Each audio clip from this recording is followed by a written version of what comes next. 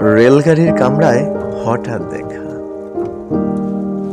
ভাবিনি সম্ভব হবে কোনোদিন। আগে ওকে বারবার দেখেছি, লাল রঙের শাড়িতে ডালিম ফুলের মতো রাঙা। আজ পরেছে কালো রেশমের কাপড়, আঁচল তুলেছে মাথায়, দোলন চাপার মতো চিকন গরু কালো মুখখানি ঘিরে। মনে হলো কালো রঙে একটা গভীর দূরত্ব ঘনিয়ে নিয়েছে নিজের চারিদিকে, যে দূরত্ব সর্ষে ক্ষেতের শেষ সীমানায়, শালবনের নীলাঞ্জনে। থমকে গেল আমার সমস্ত মনটা। চেনা লোককে দেখলেম অচেনার গম্ভীর্যে। হঠাৎ খবরের কাগজ ফেলে দিয়ে আমাকে করলেম নমস্কার। সমাজবিধির পথ গেল ভুলে। আলাপ করলেম শুরু, কেমন আছো, কেমন চলছে সংসার, ইত্যাদি ইত্যাদি। সে রইলেম জানালার বাইরের দিকে চেয়ে, যেন কাছের দিনের ছোঁয়াচে পার হওয়া চাহনিতে। দিলে অত্যন্ত ছোট দুই একটা জবাব, কোনোটা বা দিলেনই না। বুঝিয়ে দিলেন হাতের অস্থিরতায় কোনো এইসব কথা।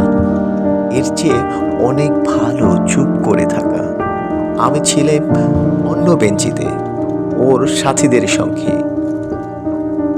এক সময় আঙুল নেড়ে জানালে কাছে আসতে। মনে হলো কম সাহস নয়। বসলুম ওর এক বেঞ্চিতে।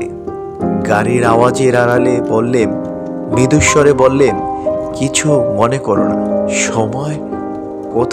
সময় নষ্ট করবার। আমাকে নামতে হবে পরের স্টেশনেই।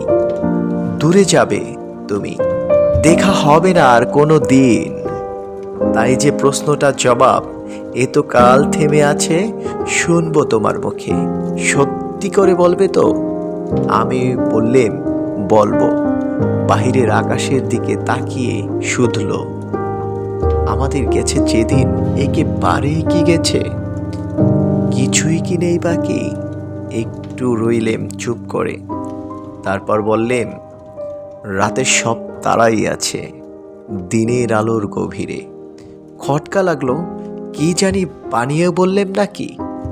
ও বললেম, থাক, এখন যাও ওদিকে। সবাই নেমে গেল পরের স্টেশনে।